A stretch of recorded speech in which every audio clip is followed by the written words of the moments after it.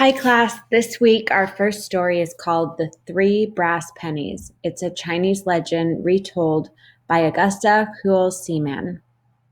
It is in the good old fashioned way that this fairy story begins, as all such stories should, once upon a time. And a very long time ago it was, in the faraway city of Wangpo, in that faraway country, China. Within this city lived a young man, Ah Fo by name, who was poor in worldly goods, but of a rarely studious and thoughtful turn of mind.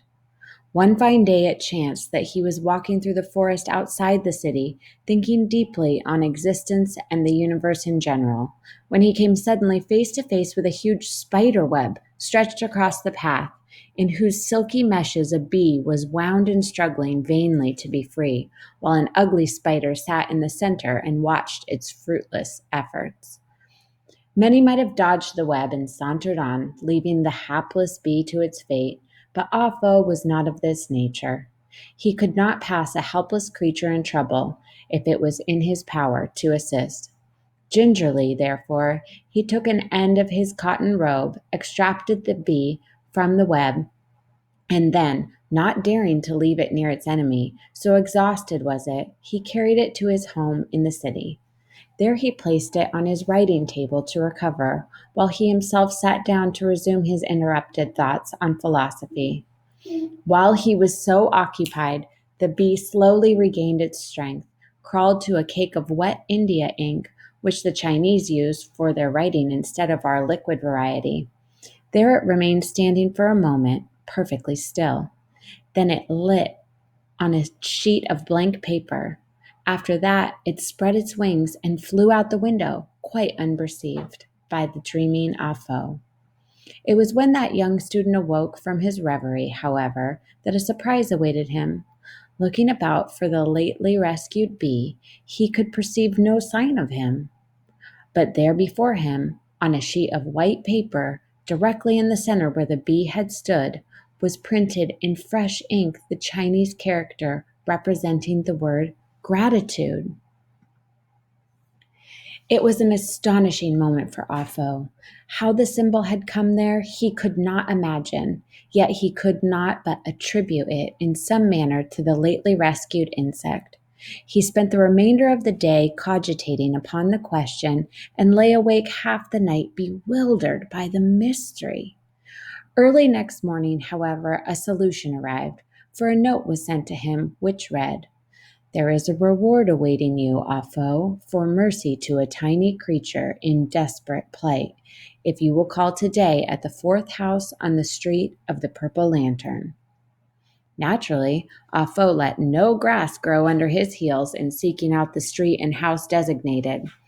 He found an old man living in the utmost simplicity, who shook hands with himself within his voluminous sleeves, as is the Chinese custom of greeting, and bade Ah Fo to enter and be seated. When the young student had done so, the old man seated himself opposite and began. "I know that you are bewildered by the affair which happened yesterday, but I will at once dispel the mystery. I am a magician. Through all these many years, I have devoted my power to the relief of suffering and the betterment of humanity. Long have I been pursued, however, by a fellow magician more subtle than I and entirely unscrupulous, who would rid the city of me because I have been accustomed to undo much of his evil by my merciful arts. It has been well understood that, should he ever lure me into his clutches, my life would be forfeit, unless some kindly soul would rescue me. In that case, his power over me would vanish forever. Yesterday, I changed myself into a bee in order to fly quickly to some distant city where I was needed. He must have been spying upon me, for he changed himself into a huge spider, and in the forest, where I settled to rest a while, he caught me in his wicked web. It was the first and only time this had ever happened, and I gave myself up for lost, when you appeared and broke his spell over me forever. Now I have little in worldly goods with which to reward you, but I have the power to make you rich and successful, provided you use my gift properly and with discretion. Here are 3 brass pennies. They do not look any different from our ordinary money, and indeed they did not, being simply the brass Chinese cash with a square hole in the middle of each. But they are magic pennies, and he who possesses them may have a wish for each. This wish he may enjoy just so long as he keeps the penny in his possession, but he loses it should he part with the coin. Only by mentioning these wishes to me, however, may they be attained. Then the magician spread out the 3 pennies before him on the table and stared thoughtfully at Ah Fo through his great, square, horn-rimmed spectacles. Let us now see, he began. You will desire, no doubt, an unlimited supply of gold and jewels, a huge castle in the best part of the town, and the beautiful daughter of the empire for your wife. He was about to touch the first penny with his forefinger when Ah Fo raised his hand. A moment, I pray you, began the student. This is too serious a matter to be decided so speedily. I feel that the possessions you suggest might not be pure joy. Allow me, if you will, to go home and think this matter over. Tomorrow, after due consideration, I may be better able to come to a decision. The magician smiled a benevolent and delighted smile. I have not seen so much discretion and forethought in many a long day, he exclaimed. Go and consider the matter by all means, and may Confucius guide your meditations. And Ah Fo took his departure. The next morning he was early at the magician's house. I have carefully considered the matter, O wise and generous one, he announced. And what might your decision be? Asked the magician, as he spread out the 3 brass pennies for him. I would ask first, went on Ah Fo, for the power to read accurately the thoughts of others. Secondly, for the power to foretell my own future at least a month in advance of any given moment. And third, for the power to acquire all learning without any effort. When he had finished, the magician sat back with a gasp, took off his spectacles and wiped them, put them on once more, and stared at Ah Fo in astonishment and not a little dismay. This is most unusual, he stammered, not to say somewhat dangerous. Have you duly considered, my son, the extent of all you ask?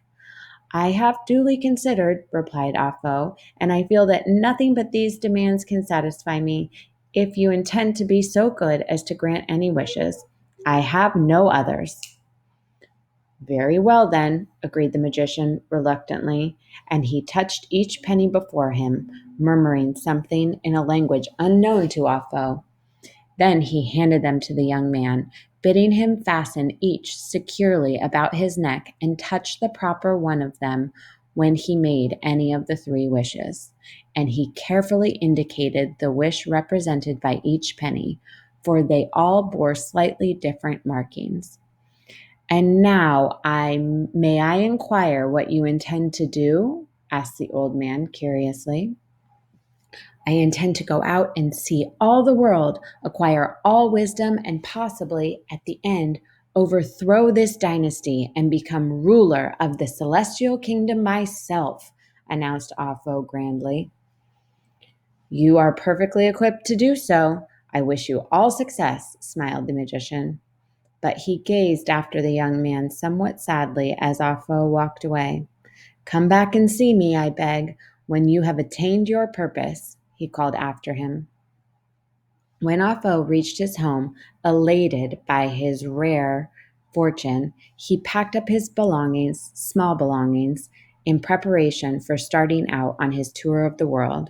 He had decided that he would see his own country before going on to others, so he planned to cross the great river below the city and travel into the southern part of China.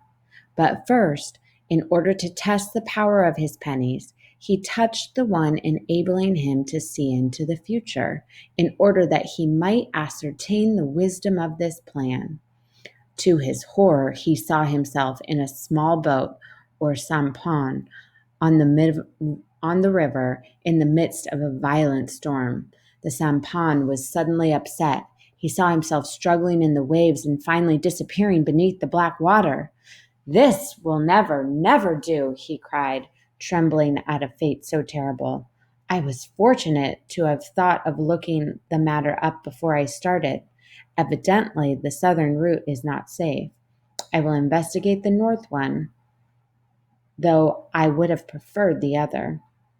He consulted his penny, but only to behold himself traveling through the mountains, beset by bandits, and left dying by the roadside. Hurriedly, he changed his plans again, with the thought of a western route across the country, this time to discover himself lost in a burning desert, parched with thirst, stricken with a fever, and perishing alone under the pitiless sun. In a frenzy, he turned to the last resort, crying, "I will cross the seas out of this wretched country and see the rest of the world first." But again his prophetic penny revealed to him a vision of himself captured by pirates and set to work at the galleys. Pale with fright at the dangers he had so narrowly escaped, Ah Fo sat down to consider the matter. "It is plain that fate does not intend me to carry out this part of my program at present," he meditated. "Perhaps it is because I am not sufficiently equipped. Possibly it might be a better plan to acquire all wisdom first, and I will then be better prepared to conquer this kingdom when the time comes. Study was ever a pleasure to me, and there are some knotty problems that have baffled me of late. With my newly acquired power, it will be quite delightful to wrestle with them." So he put his house in order once more, got out his books, and prepared for a tussle with a difficult mathematical problem. And as this was plainly the time to try out the qualities of another of his magic pennies, he touched the proper one hopefully. To his delighted astonishment, he read in his mind the working out of the problem and its answer as plainly as though they were written out in the book before him. "Now this is truly wonderful," he cried. "It has not taken me one moment to solve what I have been puzzling over for the past month. At this rate, I shall acquire all wisdom in a short week or so. Let us try another." He worked feverishly for a little less than an hour, at the end of which he found he had solved every problem in every branch of higher mathematics that had ever puzzled either him or any of the great mathematicians of the land. But strangely enough, the delight and elation of the feat had somehow vanished. "It's almost too easy," he sighed. "It's like reading it out of a book instead of achieving it after hours of painstaking and unsuccessful work. However, mathematics was never my favorite study. Let us try how it will work with other branches." All that day he spent over his studies with the assistance of the magic penny, discovering that the difficulties of each became as simple to him as the reading of a child's primer would seem to an old man. And more did the zest for the achievement of wisdom and learning, under these conditions, slip away from him. At length he closed his books with a dissatisfied exclamation. "This power may prove to be very useful later," he mused, "but it's taken all the joy from study for me at the present time. Since the acquiring of wisdom is so easy, I need spend little time over it, I perceive. Perhaps it would be just as well, for my next move, to go about the city and visit my friends and try out just what they think of me, so I can judge who I may count upon as supporters when the time comes for me to overthrow the dynasty and assume my place as monarch." Forthwith, he set out to visit his friend Tuanzi, anxious to put to the test the powers of the last magic penny. He found his friend with his family seated at the evening meal and was cordially invited by Tuanzi to join them at the repast. Ah Fo was about to comply with real pleasure, for he enjoyed a well-spread table and congenial company, when his fingers accidentally touched the third penny. Plainly, as if it had been written on the wall before him, could he read the real inner thoughts of Tuan-si, thoughts which ran very much like this. I hope that he has to go quickly. I hope that he cannot accept. There is so little of that dish of delicious bamboo tips. I do not want to share it. And I am weary tonight. I do not wish to talk. He will probably stay till midnight, and I'm ready to drop with sleep. It was as if Ah Fo had been struck a blow in the face. He could not have imagined such duplicity in the heretofore absolutely cordial and devoted friend, and yet quick on its heels came the memory that he had not infrequently felt the same way himself. This reading of other people's minds certainly had its inconveniences. He hastily refused the invitation to dine, saying he had just dropped in to sit a few moments and must hurry on. Then, all the while fingering his third penny, he began to detail to his friend how easily he had solved that day some of the intricate problems they had often mused over unsuccessfully together. And he could not help but feel that Tuan-si must be delighted and admire his success. Tuan-si certainly lavished upon him in words all the praise he had hoped for. Yet the telltale penny kept revealing those horridly candid inner thoughts. What a conceited coxcomb A Fo is getting to be. I always realized he could be tiresome, but he was never so much so as now. What do I care about how many problems he has solved? I am only interested now in my work and my family. I wish he would go. I wish he would go. I wish he would go. Ah Fo rose and bade his friend a goodbye that was almost a sob. Out in the street, tears so blinded his eyes that he could scarcely see his way home. Once there, however, he shut his door and sat himself down to think it over, longing for guidance as he clutched the penny that was to show him all wisdom. Scene after scene flashed through his brain, detailing to him where he had felt precisely the same toward certain friends, Tuan-si among them, when courtesy had demanded that he appear most cordial. Had they been able to read his heart, they would have discovered the same thoughts. After all, we are but human, he mused. Tuan-si is no worse than I. But what am I to do now? He spent the night in considering the question, and in the early morning sought once more the magician in the street of the Purple Lantern. Kind old man, he said, I beg you to take back these brass pennies. They have brought me nothing but woe, and I quite realize that it was all through my own silly choosing. I desire only to be as I was before. The old man looked at him with an understanding twinkle in his eye. I rather thought it would be somewhat like this, he answered. I felt that you were overreaching yourself in your desire for power. Better to have chosen the golden jewels, the stately castle in the best part of town, and the beautiful daughter of our emperor.